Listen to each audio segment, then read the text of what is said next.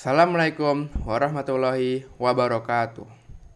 Perkenalkan, nama saya Muhammad Arya Putra Suharto dari kelas 12 MIPA absen 19. Pada kesempatan kali ini, saya telah diberi amanah oleh kepala sekolah kita, Ibu Hajah Umairoh SPDMM, untuk menyampaikan pidato bertema pembelajaran online pada masa pandemi. Yang terhormat, Bapak Ibu Guru dan teman-teman yang saya sayangi dan banggakan. Pertama-tama, marilah kita panjatkan puji dan syukur kita kepada Tuhan Yang Maha Esa atas berkat dan rahmat yang telah Ia limpahkan kepada kita semua. Sehingga kita dapat berkumpul di Zoom meeting ini dalam kondisi sehat jasmani dan rohani.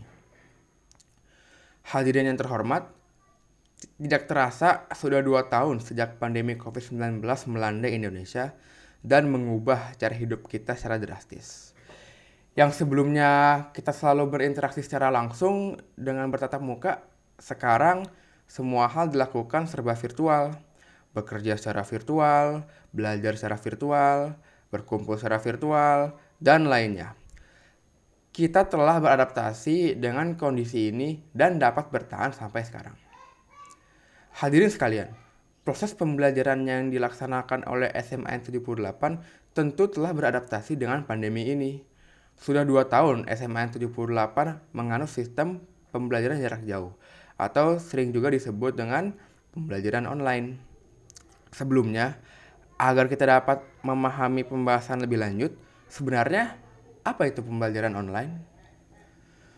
Pembelajaran online, atau disebut juga dengan e-learning, adalah metode belajar dan mengajar yang dilaksanakan secara luring dan daring dengan bantuan perangkat elektronik yang tersambung dengan jaringan internet.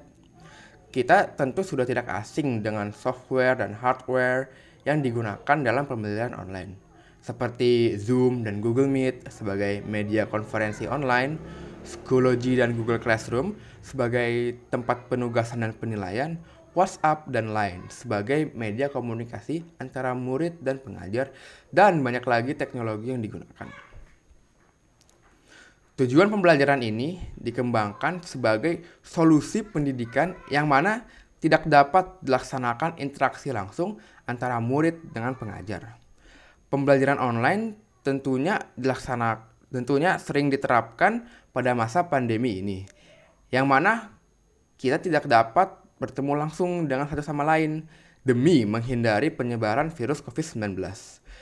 Jika tetap melaksanakan pembelajaran offline selama pandemi, tentu kasus COVID-19 akan terus naik pesat dan pandemi ini tidak akan berhenti. Hadirin yang saya sayangi, setelah mengetahui pengertian dan tujuan dari pembelajaran online, saya akan menyampaikan langkah-langkah agar pembelajaran online dapat dilaksanakan secara efektif. Yang pertama adalah menggunakan perangkat yang memadai.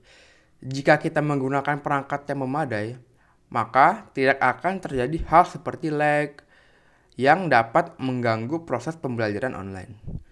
Tentu tidak nyaman ketika dalam Zoom kita tidak dapat melihat presentasi yang diberikan guru karena perangkat kita yang tidak memadai. Kedua adalah memiliki jaringan internet yang lancar. Semua pembelajaran online dilakukan melalui internet. Jika tidak memiliki jaringan yang bagus, maka akan sering mengalami lag, terutama saat dalam meeting. Layar yang ditampilkan akan menjadi buram dan tidak dapat dipahami. Kedua poin ini berlaku untuk murid maupun guru demi pembelajaran online yang lebih efektif. Hal lain yang dapat dilakukan untuk memaksimalkan pembelajaran online adalah untuk mencari tempat pembelajaran yang nyaman. Karena pembelajaran dilaksanakan di rumah sendiri, maka kita bisa bebas memilih tempat belajar sesuka hati. Tentu, walau dalam posisi yang nyaman, harus tetap serius dalam melakukan pembelajaran. Jika kita nyaman dalam belajar, maka ilmu yang diberikan akan lebih mudah terserap. Hadirin sekalian, poin-poin yang telah saya berikan menyangkut dengan teknis.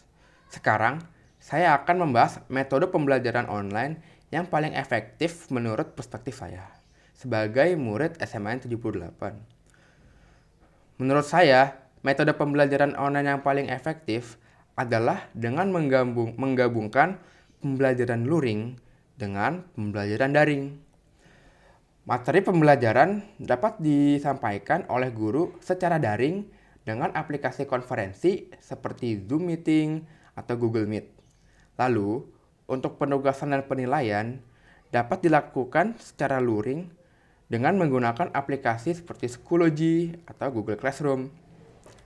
Dengan metode ini, murid dapat lebih efektif dalam menyerap materi karena waktu terbatas selama pembelajaran online dapat difokuskan untuk pembelajaran langsung dengan guru, yang mana bisa ada sesi tanya jawab agar murid dapat lebih memahami materi yang disampaikan.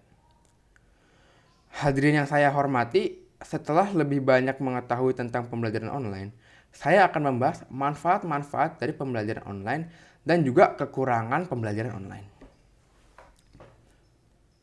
Pertama, pembelajaran online telah membantu kita untuk terus melakukan pembelajaran di situasi genting seperti dalam pandemi ini.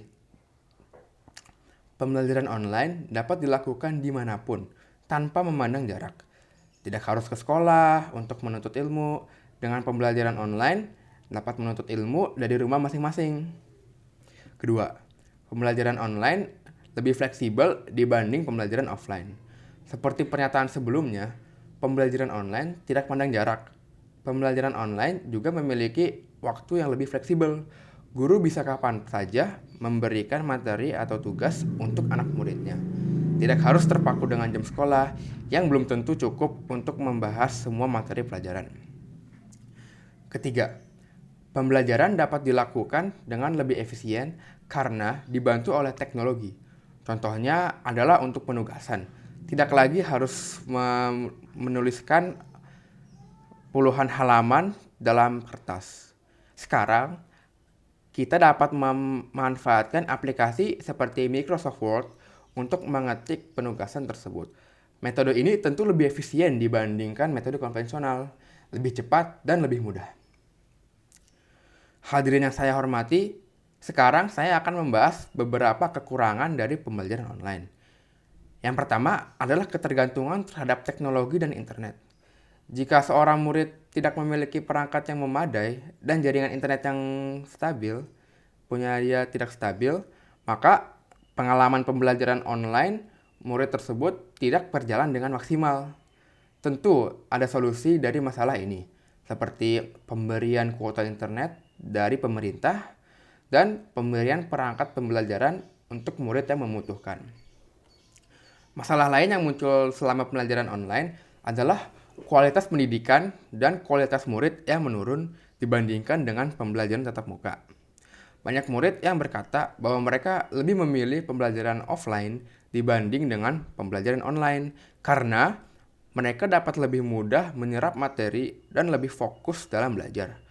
Kita menggunakan perangkat seperti handphone dan laptop untuk pembelajaran online, yang mana gampang sekali untuk terdistraksi dari pembelajaran dan membuka aplikasi lain seperti sosial media, membuka game, membuka video lucu. Oleh karena itu, pembelajaran offline lebih superior dibanding pembelajaran online. Hadirin sekalian, sekian materi yang dapat saya sampaikan mengenai pembelajaran online.